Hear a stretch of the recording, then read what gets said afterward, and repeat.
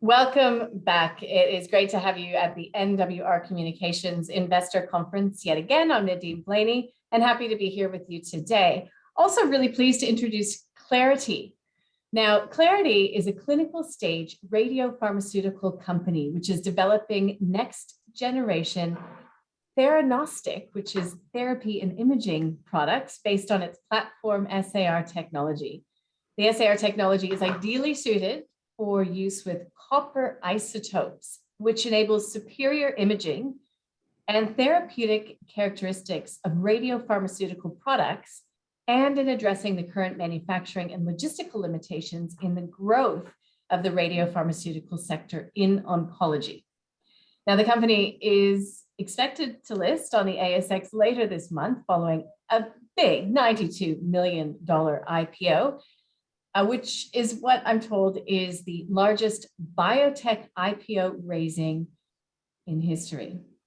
Okay, so we've got Alan Taylor, Dr. Alan Taylor standing by, who's the executive chairman of Clarity. Just a quick reminder that you can submit questions via Q&A throughout the presentation, and we will get to them at the end. Welcome to Dr. Alan Taylor.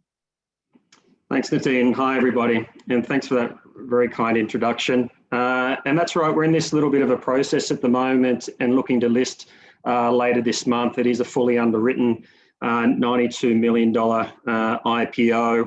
And I just want to mention, obviously, our joint lead managers in that, Jeffries and Bell Potter, who have been of great assistance. But thanks for the opportunity, obviously, to share the story today with you.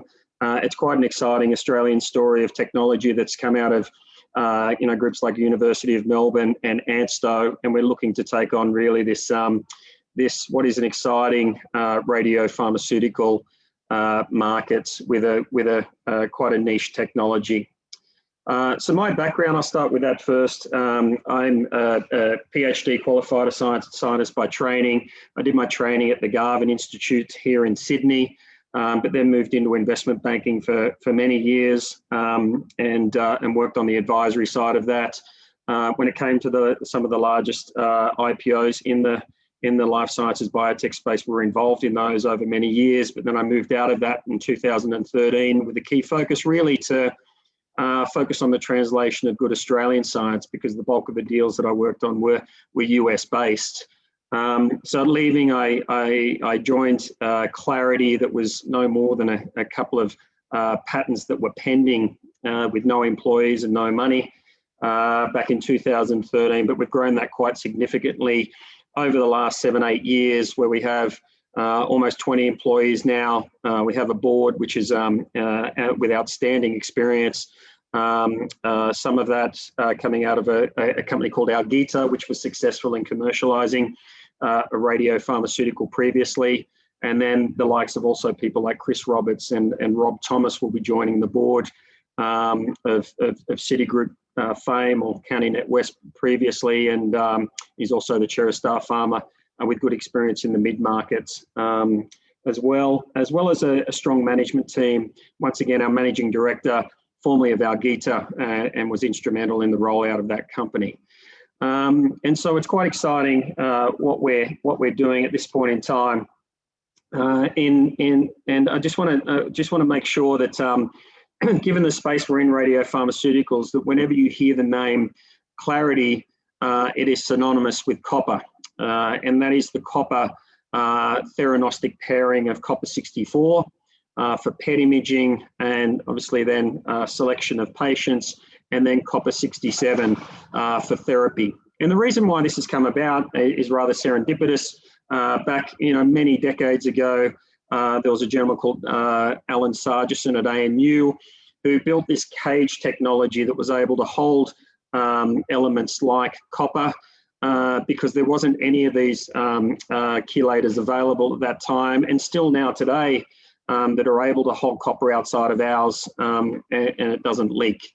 And so on the back of that basic research, it moved well ahead with a gentleman called Professor Paul Donnelly at the University of Melbourne, who made a very easy to use chelator that was highly stable and held copper. But then importantly, it was bifunctional, and we could attach any targeting moieties to that would target the cage to cancers, and that's everything from large antibodies through to small molecules. And which from our perspective gave us a good opportunity to commercialize a myriad of different products using this paradigm, and we've headed down the road in our first products in SAR-Bombesin and PSMA. So this all revolves around the SAR technology platform, so that's what it really is. We have a diverse range of assets, and we're focused on a myriad of cancers at the moment, everything from niche cancers such as neuroblastoma in kids, which is still the biggest killer of kids under 5, through to large market opportunities such as prostate and breast cancer.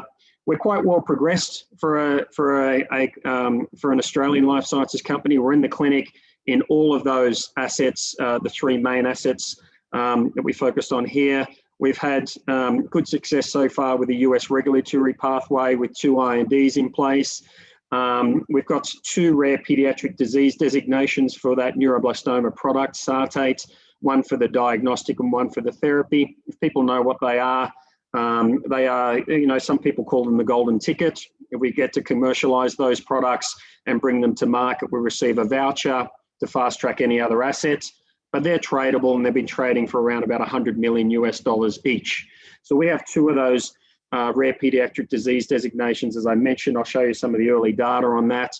But we've also got 2 orphan drug designations for those products as well. So our interaction with the FDA has been very positive to date. But importantly here, we have a very experienced team.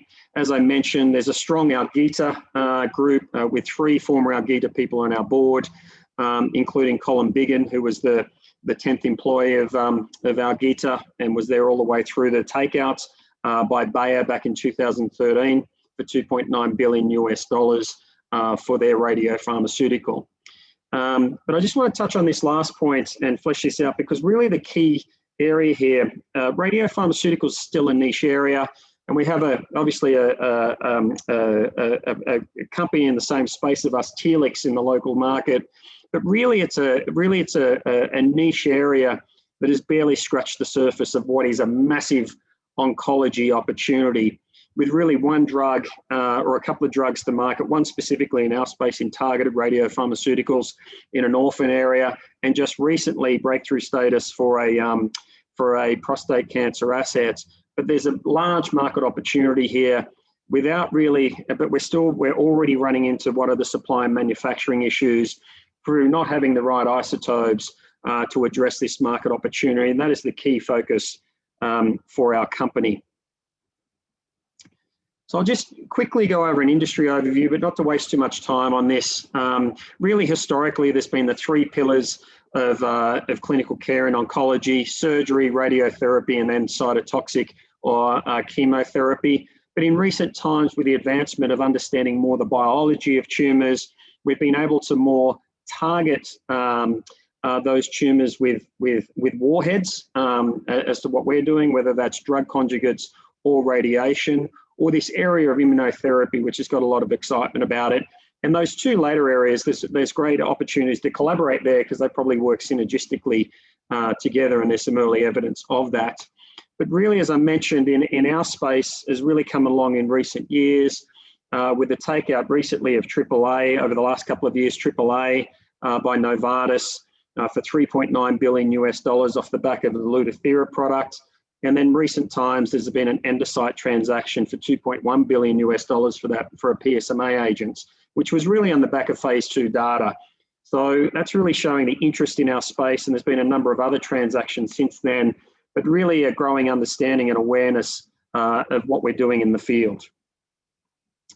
So this is really a snapshot of how our products work. You'll see on the left here and the right, our product is, the products here are identical, and that's how our paradigm works. We have the same product for diagnosis as we do for therapy. And the difference, the key difference between those 2 is the isotope. So chemically, it's the same structure, but we use a different isotope of copper, copper-64. As I said, we image the patient with copper-64. We see how much of that product is taken up in the tumor. And then if there's a lot of product taken up the tumor and it's excreted through the rest of the body, which we expect it to do, typically through the kidneys because we don't leak copper, which is metabolized in the liver. It's excreted through the kidneys. We select that patient for therapy and then provide a therapeutic dose of that product using copper-67.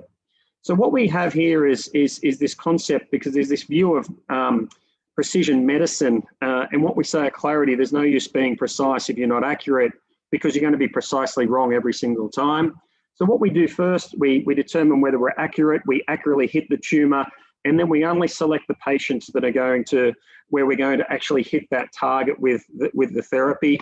And then we treat highly precisely, given we're using exactly the same product, we hit exactly the same target with our therapy. And I'm going to show you a little bit later on the clinical data which verifies this mode of action. So just touching on the key areas that we're focused on here, we have these three main products, and there's a diagnostic and a therapy in each of those. So there are 6 product categories. First area is Bombesin. It's a pan-cancer target, and it's really focused on a receptor called the GRP receptor, gastrin-releasing peptide receptor, and it's expressed on a number of tumors. The key to our area is breast cancer in the first instance. We're at the back end of a diagnostic trial at St Vincent's Hospital here at Sydney there. And breast cancer is obviously a very large market opportunity for us, but then it's also present on prostate cancer, which everyone is well aware of. Obviously, that is a very large market opportunity. But then we have a prostate focus, a separate prostate focus in PSMA. PSMA is once again a targeting agent towards to the prostate cancer themselves, and that's both in the primary as well as metastatic disease, which is highly expressed in both of those. And once again, large market opportunity. But really, we're balancing this with a niche area focus in childhood cancers. Childhood cancers have been somewhat neglected over the many years of pharmaceutical development due to the fact it's a much smaller population. But as scientists, we feel the need that we need to better treat these kids with cancers because of this neglect. But what we'll do is commercialize those products there and then expand it into larger market opportunities such as neuroendocrine tumors. So I just want to touch on here how our product works and the different parts. Obviously our keen understanding of the biology of cancer has come along significantly with things like histopathology and then genetic screening and those sorts of things in recent years. And we identify a receptor which is on the tumor, which isn't expressed in other tissues of the body, is our preference, or has low expression in other tissues. And then we use this targeting molecule to specifically target that receptor. And then through a linker, we attach our cage, which holds the copper isotopes, copper-64 once again for PET imaging, and then copper-67 for therapy. So, and then when we have that opportunity, what we wanted to do was obviously test our ability to not only target the cancer, but to make sure, similar to other chelators on the market, that our product didn't leak copper. And we've done this through basic chemistry over many years. As I said, it goes into decades of measure, but in recent times we used a highly characterized receptor, a targeting molecule called octreotate, and we checked this. The bottom is showing, once again, this is the dotatate product, has the same targeting moiety, but a DOTA-based chelator. And you can see in the liver at 1 hour, it's got quite a dark liver there, and then over time it stays dark, including the 24 hours. Where you see our product above, and this work was done at the Peter MacCallum Cancer Centre with Professor Rod Hicks, you see that we have obviously blood going through the liver in the first instance, but there's no leakage of the copper itself, and it's excreted through the kidneys. And at 24 hours or 20 hours here, we have very little product in the liver itself. So that was the characterization, the first addressing of the opportunity of our products clinically, but really the key focus of us is that supply chain. And as I mentioned before, with the experience of our Gita that was commercializing a new isotope to market, we needed to focus on really building up that supply and logistics chain. And part of the benefit of what we have in these isotopes is that copper-64 can be mass-produced on cyclotrons. Cyclotrons are ubiquitous. I have 2 within walking distance of me here right now in Redfern, Sydney. And so what we just require is solid targetry there to mass-produce copper-64, in which then we can broadly distribute overnight to anywhere there's a PET camera. And we're doing that at the SAMRI currently in Australia for our clinical trials on the East Coast and West Coast. And then obviously in the US, we essentially manufacture for our clinical trials running there. But importantly, then we have copper-67, which is produced on linear accelerators or this new era of rotatrons. And we don't require then products mass-produced on nuclear reactors. Now, there's only a small number of nuclear reactors globally producing our competing product here, which is lutetium, and so which has quite a long half-life compared to our 2.5-day half-life, which is more optimally the half-life more optimally balanced with our targeting moieties. And in the US now, we're producing on linear accelerators, and that'll move to mass production in rotatrons over the next couple of years through the supply agreements that we already have in place. So just want to go over this this concept of the perfect pairing again, so that people are once again hammering home the difference that we have between our radiopharmaceutical model and some other radiopharmaceutical models that are introduced, which are on myriad of different types of isotopes and different products. But really, the focus for us is using this same product for both diagnostic and for therapy. So for the diagnostic, we have high accuracy. We determine which patients have the take-up of the product in the tumor, and then we select those patients. And what you can see here in the bottom diagram is you can see we've identified here in a meningioma, which is a nasty type of brain cancer.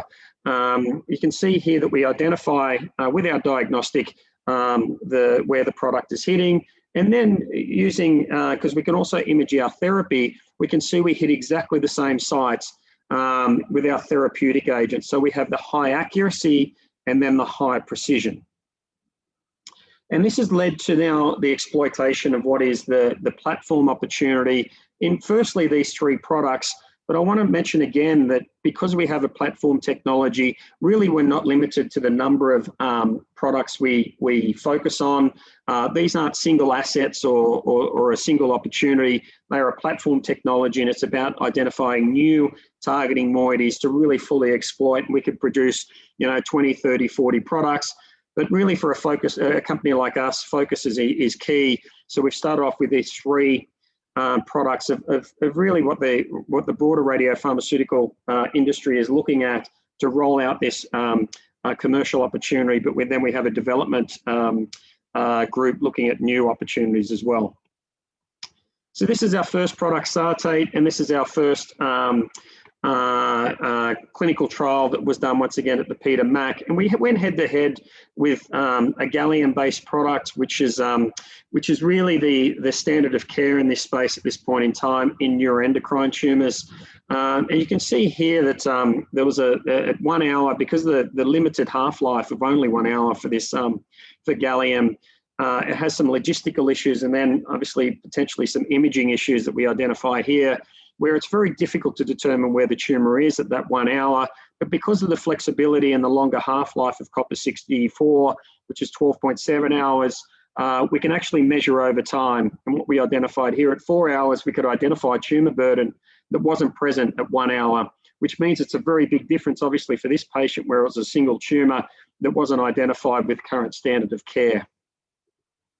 But really the drive for this product has been not so much in neuroendocrine tumors. We had this pull from the pediatric clinicians because of how neuroblastoma is treated today.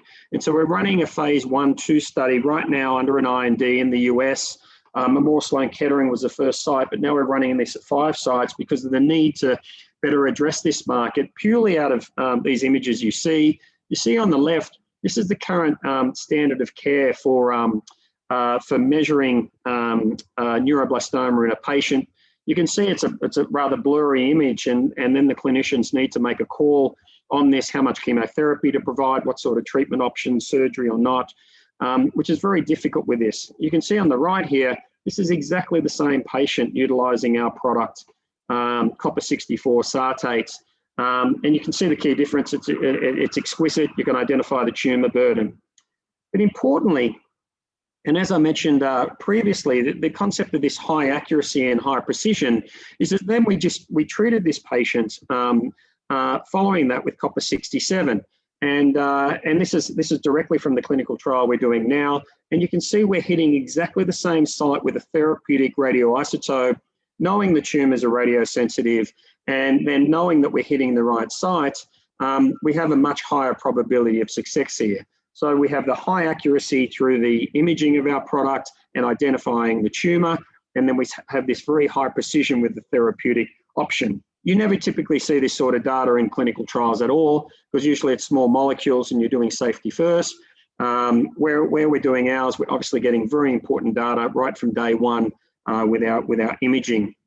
And so this trial is a safety and obviously a efficacy trial running currently. It's a dose escalation, dose expansion trial, and we'll obviously have constant updates over the next 6 and 12 months as the progress of that trial.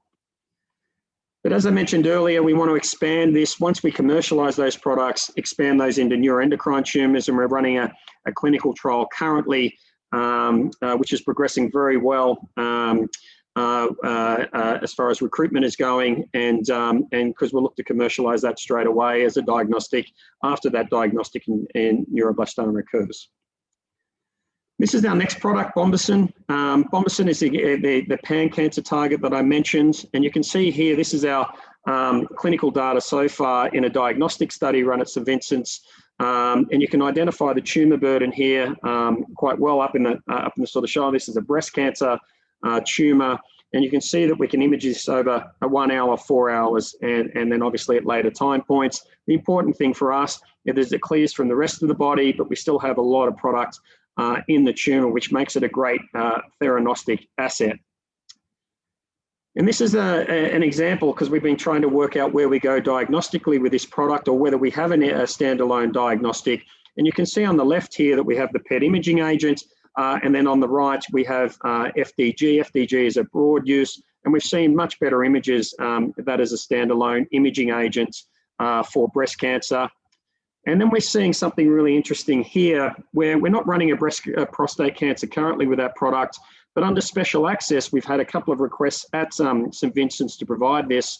And we've got a patient here who had a history of prostate cancer. And you can see down the bottom here that it wasn't visible with current standard of care PSMA gallium product, but we were able to visualize that the tumor of that patient, even at a very low PSA level of 0.16, we're able to identify the tumor burden, which was otherwise unable to be imaged. And this is the second patient with 100% on this. Second patient, we've been able to identify the tumor. But we are going into prostate cancer with a separate product. And if anyone's followed our recent announcements, we've started a diagnostic study here in Australia recently, with first patient being treated very shortly. And we've kicked off a Theranostic trial in the US on this. But this is a very exciting target for us. How we've done it slightly differently compared to other PSMA agents is that we have, we've got 2 targeting moieties and a linker and a cage there, really to deal with the issue of these single targeting moieties, which is the main commercial assets in development that target the tumor much lower than ours, as you can see here on the bottom right. But importantly, we have a lot of product that stays in the tumor over time. So we're running 2 trials, as I mentioned, one in the US, the SECURE trial, which is the Theranostic trial, and then the Propeller trial in Australia, which is, as I said, both of those have commenced recruitment. But what we have also on this is a discovery program, and we're looking at a number of other targets which we can go first in human, which we do have a competitive advantage doing that in Australia, and progressing more products to market.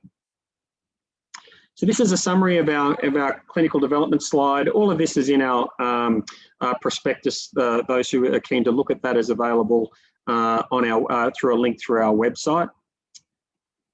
I just want to quickly touch on here. This really shows the momentum of our company. Critical to biotech companies is momentum, particularly in clinical development. And you'll see here that there's been a number of milestones, certainly over the last 12 to 18 months, including all the regulatory milestones, the clinical development milestones, the clinical trial milestones we've achieved, but also the supply chain, locking in supply agreements, important ones, particularly over copper 67. And obviously we're looking to continue this momentum over the 6, 12, 18 and 24 months, particularly after we're listed. I just want to touch on the intellectual property position. We've had exclusive licenses for a long period of time, but we moved almost all of our intellectual property from the University of Melbourne, who's been a great partner of ours, into owned intellectual property, which covers, you know, individual products, including our PSMA agent, which still has around about 18 years of patent life, and it was granted early this year in the US. But it's not only just off the products, but also then over the processes of manufacturing. So I think we're at around about 13 to 14 patent families now, really protecting this position, which is quite unique in radiopharmaceuticals. So I won't go in too much here, just given cognizant of time, but really the adoption of radiopharmaceuticals has taken off in the US from a broader range of oncologists, which is exciting for us because we can really focus on the model of getting our products to a myriad of different oncologists, wherever they are, whether they have PET cameras or they're providing therapies, which is really overcoming the issues that we currently have in radiopharmaceuticals of moving it from a cottage industry to what is a typical big pharma model. And so just running through once again the people we have involved, outside of myself and Colin, Roseanne Robinson out of Ansto, obviously knowing very much the global supply chain of isotopes. Chris Roberts is probably known to a lot of you from his Cochlear background and good experience on the ASX. The next two, Thomas and Gillies. Thomas was the first CEO of Algeta and was there all the way through to the transaction, then became Managing Director of Bayer Norway for a period of time before joining our organisation. And Gillies was the Chief Medical Officer who ran the phase 3 trial for Xofigo, the Algeta product, and obviously successfully commercialising that product. And Rob Thomas, probably known to a lot of you as well, who I mentioned earlier. We also have a great scientific advisory board. I'll just touch on one here. Oliver Sartor, he was the principal investigator on the PSMA 617 trial, if people are familiar with that, which is the recent product that received breakthrough status. It's great to have Oliver on board. You know, the first time we spoke to him, he was already well aware of our company and what we're doing, and saw us and viewed us as the best opportunity in radiopharmaceuticals he'd seen in 10 years, which was fantastic to hear from him. Also want to mention Paul Donnelly here as obviously the inventor of the technology, and without him, obviously we wouldn't have clarity in where we are today. So this is just a summary slide, just touching on those key points, you know, superior theranostic products using that new SAR technology platform, multiple products with a diverse range of assets, in large indications and also rare indications, a very robust intellectual property position, particularly for radiopharmaceuticals. Obviously a versatile platform because we can develop a myriad of different products. And we're running off the back of this excitement, obviously the growth of radiopharmaceuticals globally, particularly in the US, and we're addressing that with a robust supply chain and manufacturing process. So I might just leave it there. Once again, cognizant of time.